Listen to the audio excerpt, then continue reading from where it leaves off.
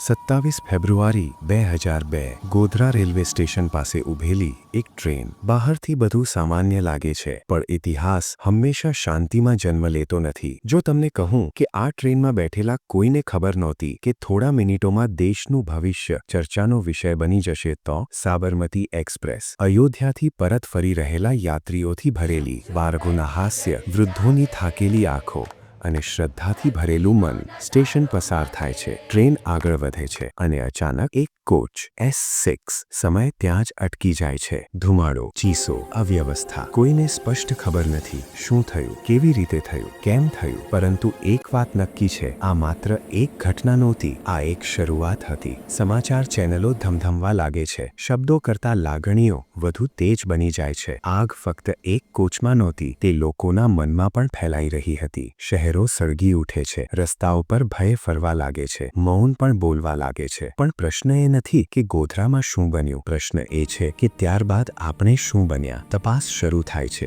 અહેવાલો આવે છે, અદાલતોમાં કેસ ચાલે છે, કોઈને સજા મળે છે, કોઈ છૂટે છે, પણ સત્ય હજી પણ ઘણા માટે પ્રશ્ન બની રહે છે. કેટલાક માટે ગોધરા એક પુરાવો છે, કેટલાક માટે એક રાજકીય વળાંક, અને કેટલાક માટે એક કદી ન ભૂલાય તેવી સવાર. સમય આગળ વધે છે, પણ ઇતિહાસ પીછો છોડતો નથી. આજે પણ જ્યારે ગોધરાનું નામ આવે છે, ત્યારે શબ્દો પહેલા લાગણીઓ બોલે છે. ગુસ્સો, દુઃખ, ભય, મૌન. શાયદ સવાલ જવાબોથી વધુ મહત્વનો છે. શાયદ યાદ રાખવું એ ભૂલવું કરતાં વધુ જરૂરી છે. કારણ કે ઇતિહાસ બદલાતો નથી, પણ તેને સમજવાનો દૃષ્ટિકોણ આપણા હાથમાં હોય છે. ગોધરા માત્ર એક ઘટના નથી, તે એક અરીસો છે, જેમાં આપણે આજે પણ પોતાને જોઈ રહ્યા છીએ.